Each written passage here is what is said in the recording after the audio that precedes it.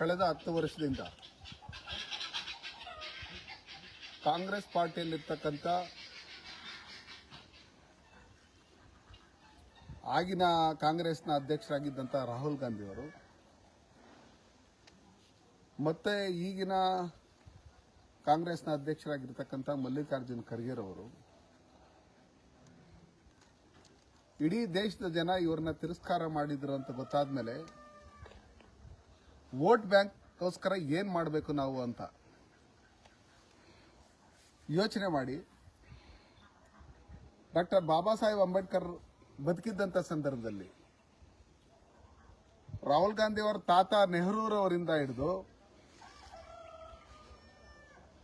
ಯಾರ್ಯಾರು ಡಾಕ್ಟರ್ ಬಾಬಾ ಸಾಹೇಬ್ ಅಂಬೇಡ್ಕರ್ನ ಅವಮಾನ ಮಾಡಿದ್ರು, ಅವರು 2 ಬಾರಿ ಚುನಾವಣೆಗೆ ನಿಂತ ಸಂದರ್ಭದಲ್ಲಿ ಆಗಿನ ಪ್ರಧಾನಮಂತ್ರಿಗಳಾಗಿದ್ದಂಥ ನೆಹರೂರವರು 2 ಬಾರಿ ಚುನಾವಣಾ ಪ್ರಚಾರಕ್ಕೆ ಹೋಗಿ ಡಾಕ್ಟರ್ ಬಾಬಾ ಸಾಹೇಬ್ ಅಂಬೇಡ್ಕರ್ನ ಸೋಲಿಸಿರ್ತಕ್ಕಂಥ ಈ ಕಾಂಗ್ರೆಸ್ ಪಕ್ಷದ ವಿರೋಧ ಪಕ್ಷ ನಾಯಕರುಗಳು, ಅದು ರಾಜ್ಯಸಭೆಯಲ್ಲಿರ್ಬೋದು ಅಥವಾ ಲೋಕಸಭೆಯಲ್ಲಿರ್ಬೋದು, ಇವರಿಬ್ರು ಒಂದು ವೋಟ್ ಬ್ಯಾಂಕ್ಗೋಸ್ಕರ ಏನ್ ಮಾಡಬೇಕು ಅಂತ ಹೇಳಿ ತೀರ್ಮಾನ ಮಾಡಿಕೊಂಡು ಪ್ರತಿಯೊಂದಕ್ಕೂ ಅಂಬೇಡ್ಕರ್ ಅಂಬೇಡ್ಕರ್ ಅಂಬೇಡ್ಕರ್ ಅಂತ ಹೇಳೋದಕ್ಕೆ ಶುರು ಮಾಡಿದ್ದಾರೆ.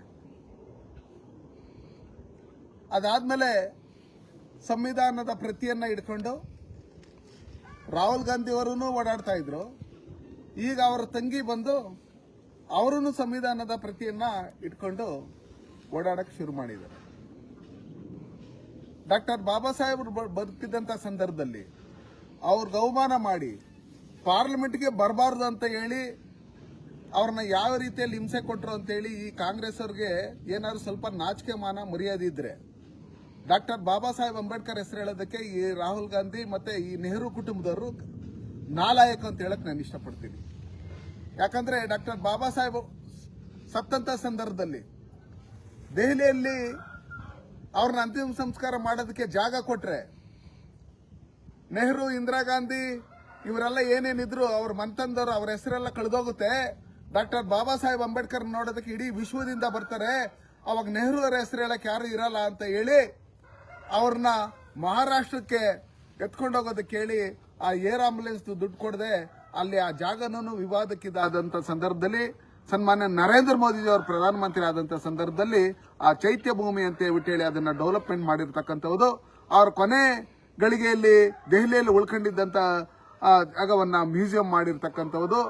ಪಂಚ ತೀರ್ಥಗಳು ಅಂತ ಹೇಳಿ ಏನು ನಮ್ಮಲ್ಲಿ ಈಗ ಬಾಬಾ ಸಾಹೇಬ್ ಅಂಬೇಡ್ಕರ್ ಹುಟ್ಟಿದಂತ ಜಾಗ, ಬೆಳೆದಂತ ಜಾಗ, ಸತ್ತಂತ ಜಾಗ, ಅವ್ರು ಓದಂತ ಜಾಗ ಲಂಡನ್ ಇದ್ದಂಥದ್ದು, ಆ ಮನೆಯನ್ನ ಪರ್ಚೇಸ್ ಮಾಡಿ ಅದನ್ನ ಮ್ಯೂಸಿಯಂ ಮಾಡಿರ್ತಕ್ಕಂಥದ್ದು. ಇದೆಲ್ಲ ಕಾಂಗ್ರೆಸ್ನವರಲ್ಲ, ಸನ್ಮಾನ್ಯ ನರೇಂದ್ರ ಮೋದಿಜಿ ಅವರ ನಾಯಕತ್ವದಲ್ಲಿ ಭಾರತೀಯ ಜನತಾ ಪಾರ್ಟಿ, ಅಮಿತ್ ಶಾ ಅವರು ಎಲ್ಲ ಸೇರಿ ಮಾಡಿರ್ತಕ್ಕಂಥದ್ದು.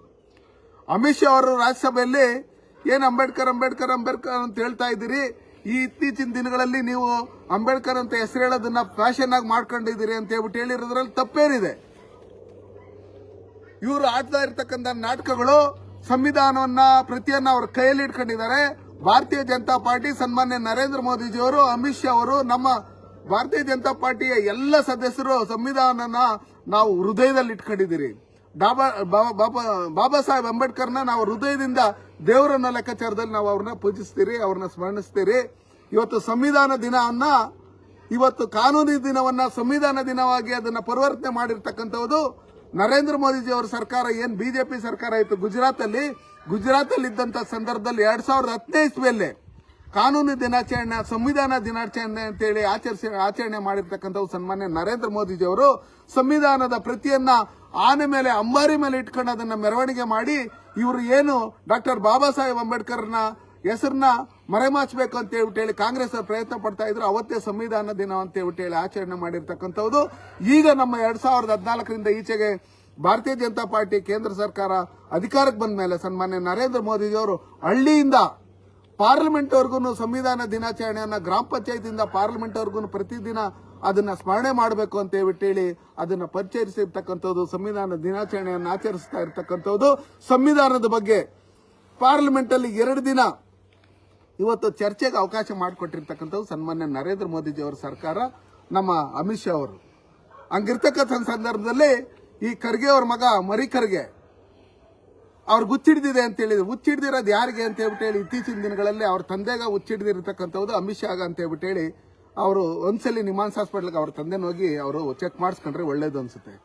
ಅವ್ರು ತಿಳ್ಕೊಂಬಿಟ್ಟಿದ್ದಾರೆ, ನಾನು ಕಾಗೆ ತರ ಯಾವಾಗ ಕಾವ್ ಕಾವ್ ಕಾವ್ ಕಾವ್ ಕಾವ್ ಅಂತ ಕೂಗ್ತಾ ಇದ್ರೆ ನಾನು ಇಲ್ಲಿ ಲೀಡರ್ ಆಗೋತೀನಿ ಅನ್ನೋ ಲೆಕ್ಕಾಚಾರದಲ್ಲಿ ಇವತ್ತು ಸಿದ್ದರಾಮಯ್ಯನವ್ರ ಪತ್ರ ಬರ್ತೀನಿ ನಾನು ಅಮಿತ್ ಶಾ ಅವ್ರಿಗೆ, ನರೇಂದ್ರ ಮೋದಿಜಿ ಅವ್ರಿಗೆ ಅಂತ ಹೇಳ್ತಾ ಇದ್ರಿ. ಸಿದ್ದರಾಮಯ್ಯನವರೇ, ಖರ್ಗೆ ಅವರೇ, ಪ್ರಿಯಾಂಕ್ ಅವರೇ, ನೀವೇನ್ ಕಾಂಗ್ರೆಸ್ ಪಾರ್ಟಿಯಲ್ಲಿ ಇರ್ತಕ್ಕಂಥ ಎಲ್ಲಾ ಮಂತ್ರಿಗಳು ನಿಮ್ಗೆ ನಿಜವಾಗ್ಲೂ ಏನಾದ್ರು ಡಾಕ್ಟರ್ ಬಾಬಾ ಸಾಹೇಬ್ ಅಂಬೇಡ್ಕರ್ ಬಗ್ಗೆ, ಸಂವಿಧಾನದ ಬಗ್ಗೆ ಸ್ವಲ್ಪ ಏನಾದ್ರು ಪ್ರೀತಿ, ಸ್ವಲ್ಪ ಕಾಳಜಿ, ಸ್ವಲ್ಪ ಗೌರವ ಇದ್ರೆ ಯಾವತ್ತು ಕಾಂಗ್ರೆಸ್ ಗೌರ್ಮೆಂಟ್ ಕರ್ನಾಟಕ ರಾಜ್ಯದಲ್ಲಿ ಬಂದಾದ್ಮೇಲೆ SCPTSP ಸೇರ್ತಕ್ಕಂಥ SCಗಳಿಗೆ ಮತ್ತು STಗಳಿಗೆ ಸೇರಿದಂತ ಸುಮಾರು 26,000 ಕೋಟಿಗಳನ್ನ ಇವ್ರ ನಕಲಿ ಗ್ಯಾರಂಟಿಗಳಿಗೆ ಬಳಸೋದಕ್ಕೋಸ್ಕರ SC ST ಜನಾಂಗಕ್ಕೆ ಯಾವತ್ತು ಮೋಸ ಮಾಡಿದ್ರು, ವಾಲ್ಮೀಕಿ ಹಗರಣದಲ್ಲಿ 189 ಕೋಟಿ ಯಾವತ್ತು ಹೊಡ್ಕೊಂಡು ಇವರು ಸಿಕ್ಕಾಕೊಂಡ್ರು, ಯಾವತ್ತು ಸಿದ್ದರಾಮಯ್ಯನವರು ಅದನ್ನ ಒಪ್ಕೊಂಡ್ರು ಅವತ್ತೇ ನೀವೆಲ್ಲ ರಾಜೀನಾಮೆ ಕೊಡಬೇಕಾಗಿತ್ತು. ಇವತ್ತು ಅಂಬೇಡ್ಕರ್ ಬಗ್ಗೆ ಹೆಸರು ಹೇಳೋದಕ್ಕೆ ನಿಮ್ಗೆ ನಾಲಾಯಕು, ನಿಮ್ಗೆ ಸ್ವಲ್ಪನೂ ಮಾನ ಮರ್ಯಾದಿಲ್ಲ. ಹಂಗಿರ್ತಕ್ಕಂಥ ಸಂದರ್ಭದಲ್ಲಿ ಪ್ರತಿದಿನ ಬಂದು ನೀವು ವಿಧಾನ ಪರಿಷತ್ತಲ್ಲಿರ್ಬೋದು, ನಮ್ಮ ಅಧಿವೇಶನದಲ್ಲಿರ್ಬೋದು, ಅಲ್ಲಿ ರಾಜ್ಯಸಭೆಯಲ್ಲಿ ಮತ್ತೆ ಲೋಕಸಭೆಯಲ್ಲಿ ನೀವು ಅಂಬೇಡ್ಕರ್ ಸಂವಿಧಾನ ಪ್ರತಿಯನ್ನು ಇಟ್ಕೊಳ್ಳೋದು, ಅವ್ರ ಭಾವಚಿತ್ರವನ್ನು ಇಟ್ಕೊಳ್ಳೋಂಥದ್ದು, ಇದನ್ನೆಲ್ಲ ಮಾಡ್ತಾ ಇರ್ತಕ್ಕಂಥವು ನೋಡಿದ್ರೆ ಅಂಬೇಡ್ಕರ್ ಬಿಟ್ರೆ ನಿಮ್ಗೆ ಬೇರೆ ಯಾರು ಸಪೋರ್ಟ್ ಮಾಡೋರಿಲ್ಲ ಅನ್ನೋ ಲೆಕ್ಕಾಚಾರದಲ್ಲಿ ನೀವು ಈಗಾಗಲೇ ತಿಳ್ಕೊಂಡಿದ್ದೀರಿ. ಬಾಬಾ ಸಾಹೇಬ್ ಅಂಬೇಡ್ಕರ್ ಫೋಟೋ ಇಟ್ಕೊಂಡ್ರೆ ನಾವು ಇನ್ನೊಂದು ಅಷ್ಟು ದಿನ ನಾವು ಉಸಿರಾಡ್ಬೋದು ಅಂತ ಹೇಳಿ ತಿಳ್ಕೊಂಡು ಇವತ್ತು ಅವರ ಪ್ರತಿಮೆಯನ್ನ ಇಟ್ಕೊಂಡು, ಅವ್ರ ಭಾವಚಿತ್ರನ ಇಟ್ಕೊಂಡು, ಅವ್ರ ಸಂವಿಧಾನ ಪ್ರತಿಯನ್ನು ಇಟ್ಕೊಂಡು ನೀವು ಇವತ್ತು ಡ್ರಾಮಾ ಆಡ್ತಾ ಇದ್ದೀರಿ. ಬಾಬಾ ಸಾಹೇಬ್ ಅಂಬೇಡ್ಕರ್ ಅವ್ರನ್ನ ಭಾರತೀಯ ಜನತಾ ಪಾರ್ಟಿಯಲ್ಲಿ ಪ್ರತಿಯೊಂದು ನೀವು ಯಾವ ರೀತಿಯಲ್ಲಿ ಅವಮಾನ ಮಾಡಿದ್ರಿ, ಯಾವ ರೀತಿಯಲ್ಲಿ ಅವ್ರಿಗೆ ಕೊನೆ ಕ್ಷಣಗಳಲ್ಲಿ ಅವ್ರನ್ನ ಹೀಯಾಳಿಸಿದ್ರಿ, ಎಷ್ಟು ಕೆಲಸ ಕೊಟ್ರಿ, ಎಷ್ಟು ಕಷ್ಟ ಕೊಟ್ರಿ ಅಂತ ಹೇಳ್ಬಿಟ್ಟು ಹೇಳಿ ಪ್ರತಿಯೊಂದು ಮನೆಗೂ ತಿಳಿಸಂತ ಕೆಲಸಗಳನ್ನ ಭಾರತೀಯ ಜನತಾ ಪಾರ್ಟಿ ಮಾಡ್ತಾ ಇದೆ. ಹೃದಯದಿಂದ ಡಾಕ್ಟರ್ ಬಾಬಾ ಸಾಹೇಬ್ ಅಂಬೇಡ್ಕರ್ ಕೊಟ್ಟಿರ್ತಕ್ಕಂಥದ್ದು ಆ ಸಂವಿಧಾನ ಅಲ್ಲ, ಒಂದು ಗ್ರಂಥ. ಈ ದೇಶದಲ್ಲಿ ನನ್ನಂತವನಾಗ್ಲಿ, ಸನ್ಮಾನ್ಯ ನರೇಂದ್ರ ಮೋದಿಜಿ ಅವರಂತವರಾಗ್ಲಿ, ಒಂದು ಚಾ ಮಾರ್ತಾ ಇದ್ದಂತವರಾಗ್ಲಿ, ಬಡ ದಲಿತ ಕುಟುಂಬದಲ್ಲಿ ಹುಟ್ಟಿರ್ತಕ್ಕಂಥ ನನ್ನಂತವನಾಗ್ಲಿ ಇವತ್ತು MP ಆಗ್ಬೇಕಂದ್ರೆ, ಅವರು ಪ್ರಧಾನಮಂತ್ರಿ ಆಗ್ಬೇಕಂದ್ರೆ ಅದು ಕಾರಣ ಸಂವಿಧಾನ, ಅದು ಬಾಬಾ ಸಾಹೇಬ್ ಅಂಬೇಡ್ಕರ್ ಬರ್ತಿರ್ತಕ್ಕಂಥದ್ದು ಅಂತ ಹೇಳಿ ನರೇಂದ್ರ ಮೋದಿಜಿ ಅವರು ಯಾವ ರೀತಿ ಸಂವಿಧಾನಕ್ಕೆ ಹಾಕ್ಸಿ ಅವರು ನಮಸ್ಕಾರ ಮಾಡಿದ್ರು, ಯಾವ ರೀತಿ ಅವ್ರು ಗೌರವ ಕೊಡ್ತಾ ಇದ್ದಾರೆ. ಇವತ್ತು ದೇಶದಲ್ಲಿ ಸುಮಾರು 1 ಡಜನ್ಗೂ ಹೆಚ್ಚಿನ SCಗಳನ್ನ ಕೇಂದ್ರ ಮಂತ್ರಿಗಳನ್ನ ಮಾಡಿರ್ತಕ್ಕಂಥದ್ದು, ಈ ದೇಶದಲ್ಲಿ ಹೆಚ್ಚಿನ MP ಗಳನ್ನ ಮಾಡಿರ್ತಕ್ಕಂಥದ್ದು, ಹೆಚ್ಚಿನ MLAಗಳನ್ನ ಮಾಡಿರ್ತಕ್ಕಂಥದ್ದು, MLCಗಳನ್ನ ಮಾಡಿರ್ತಕ್ಕಂಥದ್ದು, ಗ್ರಾಮ ಪಂಚಾಯತಿಯಿಂದ ಹಿಡಿದು ಜಿಲ್ಲಾ ಪಂಚಾಯತಿ, ನಗರಸಭೆ, ಪುರಸಭೆಗಳಲ್ಲೆಲ್ಲ ಹೆಚ್ಚಿನ SC ಜನಾಂಗಕ್ಕೆ ಟಿಕೆಟ್ ಕೊಟ್ಟು ಅವ್ರನ್ನ ಗೆಲ್ಸಂತ ನಿಟ್ಟಿನಲ್ಲಿ ಕೆಲಸ ಮಾಡಿರ್ತಕ್ಕಂಥದ್ದು ಭಾರತೀಯ ಜನತಾ ಪಾರ್ಟಿ. ನಮ್ಮ ಅಮಿತ್ ಶಾ ಅವರ ಅಧ್ಯಕ್ಷರಾಗಿದ್ದಂತ ಸಂದರ್ಭದಲ್ಲಿ ಮತ್ತೆ ಇವತ್ತು ನಡ್ಡಾ ಅವರ ಅಧ್ಯಕ್ಷರಾಗಿದ್ದಂತ ಸಂದರ್ಭದಲ್ಲಿ ಸನ್ಮಾನ್ಯ ನರೇಂದ್ರ ಮೋದಿಜಿ ಅವರ ನಾಯಕತ್ವದಲ್ಲಿ ಇವತ್ತು ನಡೀತಾ ಇದೆ. ಹಂಗಿರ್ತಕ್ಕಂಥ ಸಂದರ್ಭದಲ್ಲಿ ನೀವು ಅಂಬೇಡ್ಕರ್ ಹೆಸರು ಹೇಳ್ಕೊಂಡು ಇವತ್ತು ಅವ್ರ ಕೌಮಾನ ಮಾಡೋಂಥದ್ದು, ಮತ್ತೆ ಅಂಬೇಡ್ಕರ್ ಬದುಕಿದ್ದಂತ ಸಂದರ್ಭದಲ್ಲಿ ಅವ್ರ ಕೌಮಾನ ಮಾಡಿ ಇವತ್ತು ಅವ್ರ ಹೆಸರು ಹೇಳ್ತಾ ಇರ್ತಕ್ಕಂಥದ್ದು, ಇದನ್ನೆಲ್ಲ ನೋಡಿದಾಗ ಈ ದೇಶದಲ್ಲಿರ್ತಕ್ಕಂಥ ಪ್ರತಿಯೊಂದು ಪ್ರತಿಭಾವಂತರು, ಬುದ್ಧಿವಂತರು, ಅಂಬೇಡ್ಕರ್ ಜೀವನ ಚರಿತ್ರೆ ಏನೇನಿದೆ, ಅಂಬೇಡ್ಕರ್ಗೆ ಯಾವ ರೀತಿಯಲ್ಲಿ ಕಾಂಗ್ರೆಸ್ ಅವರು ಮೋಸ ಮಾಡಿದ್ರು, ಯಾವ ರೀತಿಯಲ್ಲಿ ಅವ್ರನ್ನ ಅವಮಾನ ಮಾಡಿದ್ರು ಅನ್ನೋದ್ರ ಬಗ್ಗೆ ಓದಿ ತಿಳ್ಕೊಂಡು ಇವತ್ತೇನು ಇವರು ಕಾಂಗ್ರೆಸ್ನವರು ಡ್ರಾಮಾ ಆಡ್ತಾ ಇದ್ದಾರೆ, ಇದಕ್ಕೊಂದು ಅಂತ್ಯ ಆಡ್ಬೇಕು ಅನ್ನೋ ನಿಟ್ಟಿನಲ್ಲಿ ನಾನು ಈ ದೇಶದ ಎಲ್ಲಾ ಪ್ರಜೆಗಳಿಗೂ ನಾನು ಮನವಿ ಮಾಡ್ಕೊಂತ ಇದ್ದೀನಿ.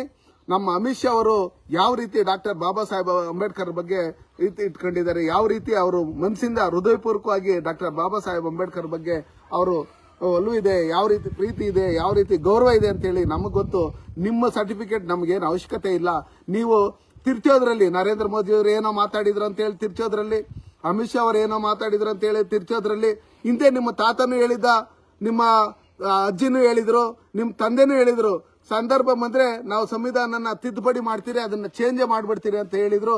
ನೀವು ಸುಮಾರು 75 ಸಲ ಸಂವಿಧಾನ ತಿದ್ದುಪಡಿ ಮಾಡ್ಕೊಂಡು ಈ ದೇಶದ ವಿರುದ್ಧವಾದಂತ ನಿಲುವುಗಳನ್ನ ತಗೊಂಡಿರ್ತಕ್ಕಂಥದ್ದು. ಸನ್ಮಾನ್ಯ ನರೇಂದ್ರ